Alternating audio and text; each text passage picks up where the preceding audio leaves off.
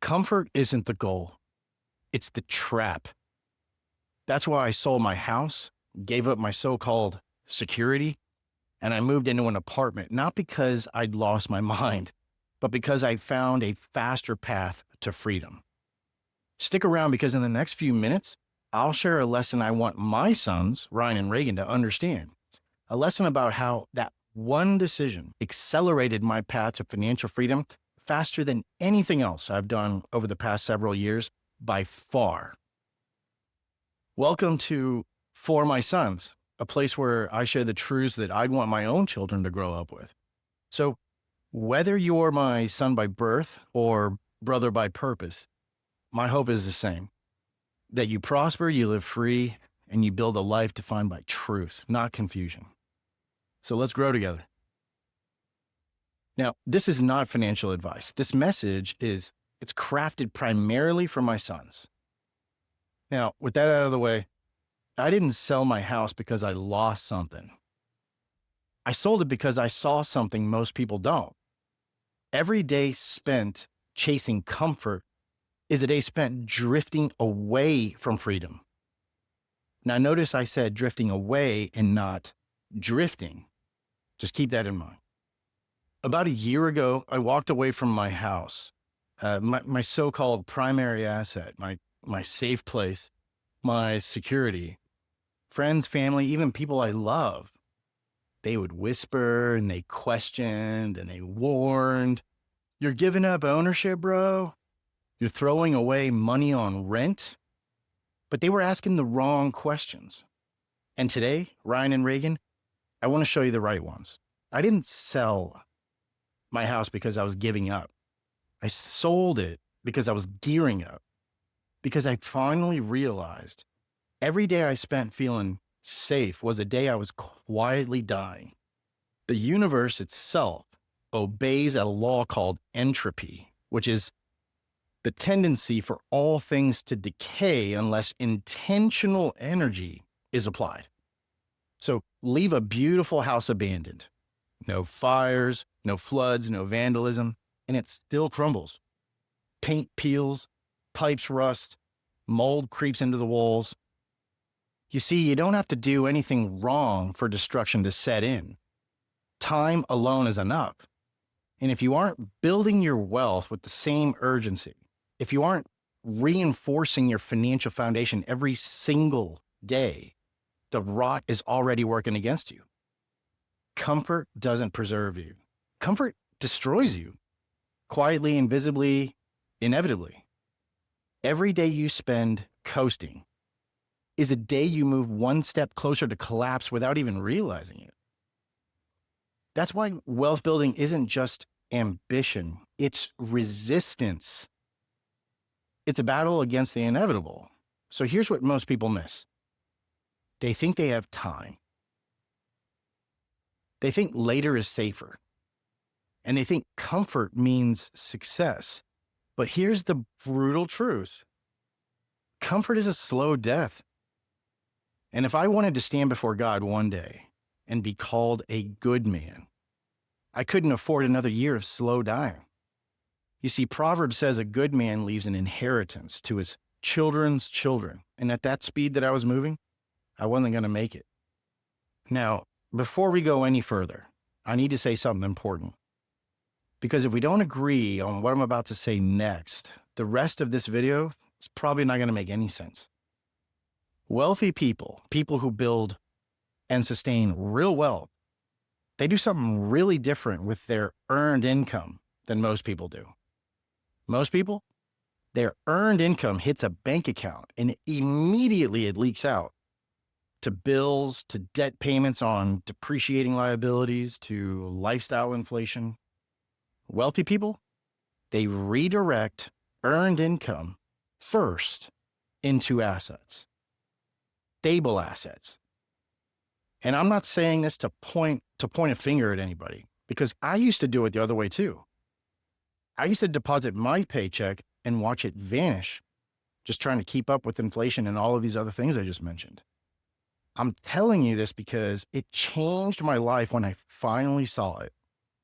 The wealthy follow a simple 3-step formula. Step one, they aggressively fund a stable asset. And step two, they leverage that asset to acquire income-producing assets. Step three, from the income-producing asset or assets, they reinvest the cash flow for velocity. So let me say that again, because this was the pivotal realization that changed everything for me. This is the blueprint. This is how real wealth is stacked, not stumbled upon. Earned income is the fuel. A stable asset is the foundation.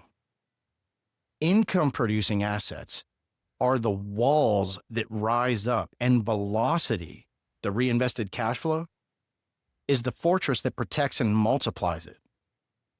You see, if you miss this sequence, you can work your whole life and still build nothing that lasts. But if you master this sequence, even modest beginnings can become unstoppable legacies. It's what I now call the war chest principle.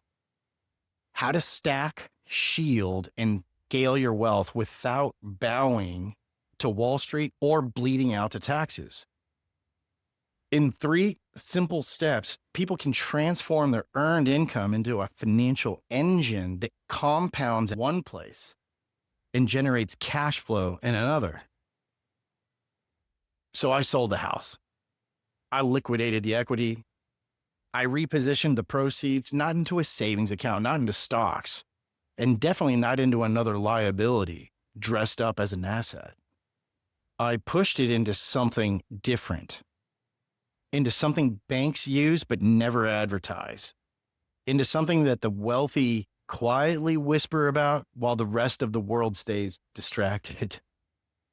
Dividend-paying, cash value life insurance policies with mutual companies. If you've never heard of cash value life insurance, think of it like this. It's a safe, private storehouse for cash, housed inside a life insurance policy that quietly grows your money, shields it from taxes, and gives you the power to borrow against it without ever having to sell the asset itself. It's the foundation. It's the stronghold for building a true financial war chest. You see, wealthy families and institutions have used strategies like this for hundreds of years, long before Wall Street ever existed. In short, your cash grows, your access grows, your legacy grows, and Wall Street doesn't get a dime of it. So from there, I didn't sit still. I leveraged those policies, creating tax-free debt, and deployed the capital into real estate, not someday, not later, immediately. And here's why that matters. Every dollar inside my private banking system kept compounding. Meanwhile, every borrowed dollar outside went to work creating cash flow and building equity. My money was working in 2 places at the same time. Assets growing on 2 fronts. You see, it was a true wealth machine, fueled by leverage, shielded by law, moving faster than any mortgage or mutual fund could ever deliver. And that's the war chest principle in action. Of course, people didn't understand. They couldn't wait for me to stop talking so they could just save me with their opinions. Isn't renting more expensive than owning? Aren't you afraid you're not building equity? These are the wrong questions. The real question was, what did I see that they hadn't yet? But few people ask that because few people are free enough to ask it. If you're still watching this, maybe it's because you've felt it too. The pull, the pressure, like the real isolation that comes when you stop living by other people's rules and you start living by conviction instead of convention. Because what most people, even some family and friends, don't always understand is this. Before you can break free, you have to reach terminal velocity. So just like a rocket pushing against the pull of gravity, you need enough thrust, like enough force, enough momentum to finally break through the atmosphere, to escape the drag that keeps everyone else grounded. And the truth is, You don't reach that place by playing it safe. You don't reach orbit by easing off the gas. You reach it by serving more folks, by helping them get what they want, by solving real problems at scale. Freedom isn't given, man. It's earned through impact. And once you reach that orbit, everything changes. The friction falls away, the pull of gravity weakens, and for the first time, you can build without the constant fight just to stay afloat. But make no mistake, the price of freedom is momentum. If you're fighting to break free while everyone around you clings to comfort, I see you, man. I see you, girl. You are not crazy. You are called. Remember, Jesus was misunderstood. Every world changer was criticized before they were celebrated. So stay the course, man. Don't waste your breath arguing with people who aren't building what you're building. And don't waste your time justifying moves that they were never called to make. Don't fight flesh with flesh, meaning just because their flesh causes them to lash out, you should not lash back out. That's ridiculous, man.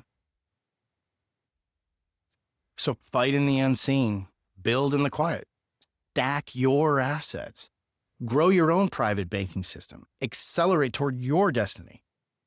Because while others are waiting for the right time, you are creating it. And when your time here is complete, may the life you built, the legacy you shaped, continue to speak for you. And I'll meet you where the builders gather. If this message spoke to you, and if you know that you're called to build something bigger than a safe, comfortable life, then you're in the right place. Around here, we don't just build wealth, we forge legacies. So subscribe, man, lock in. And Reagan, sons, I want you to continue always to build your war chest, brick by brick, asset by asset, until the world can't ignore what God planted inside you. I'll see you guys at the next one. Bye for now.